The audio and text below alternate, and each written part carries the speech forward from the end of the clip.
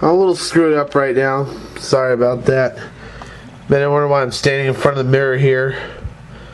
Well, a little behind the scenes, so the good folks of the tube here can see what my camera looks like, my Samsung Hyper DIS. So pretty much this is the last video that I am taking with this camera. So just to get a good last look at this camera here. Yeah, to make it to the top and bottom of it. Anyway, it was a darn good camera, but the one I have is going to have a much better resolution. So let me show you what that looks like. Yep, here's my new camcorder. This is a Coolpix L830. I actually have 2 zoom buttons, I think. My brother's going to teach you how to use it, but this already has its card in it. It's, I forget the full specs, but just know this is going to be a much better quality video than what's being taken with this camera here. So there you have it. And some are asking, ooh, what is this? That's right, I also have a dedicated dash cam. So I got a couple of new toys here. This is going to hopefully spell a better year for 2015. Just waiting on the SD card for this. This takes a micro SD, more specifically I think it needs a 32 gig. But anyhow, I'll show you what this looks like in the Cobalt. So here it is. See the little pins here. If you look up into here, and just behind my rearview mirror, oh no, that's sun glare.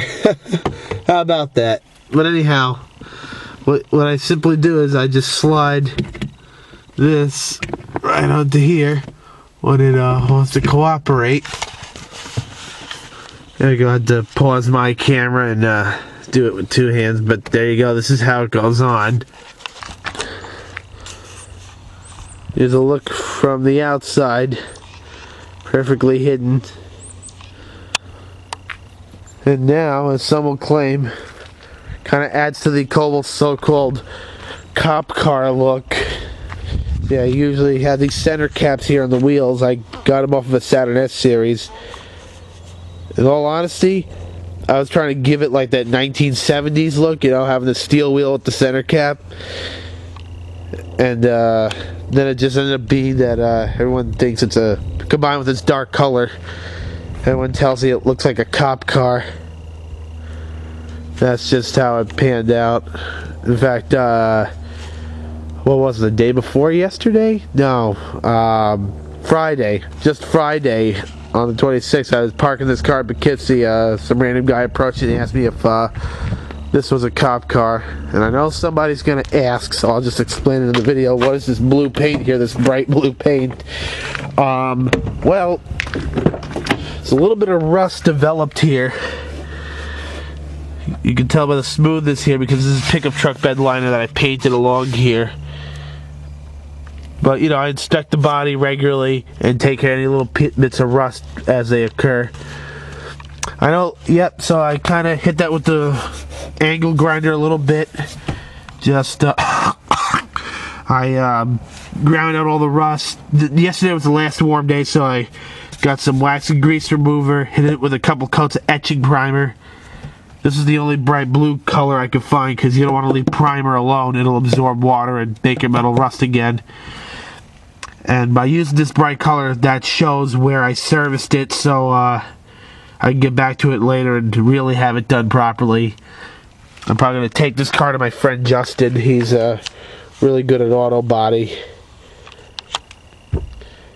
And he'll be able to see where I did this, but like I said, I know it looks like crap right now, but I just care that the metal's protected, and I'll deal with it later accordingly. So it's pretty much the story on that. In fact, you can see it right here at the bottom of the door shell, why you don't prime it and leave it alone. So I'm going to have that dealt with too. But short of that, that's really, my diligence really paid off. There is absolutely no rust on this car whatsoever, despite it being a New York car. So that's pretty much the end of that, and that concludes my last video for 2014.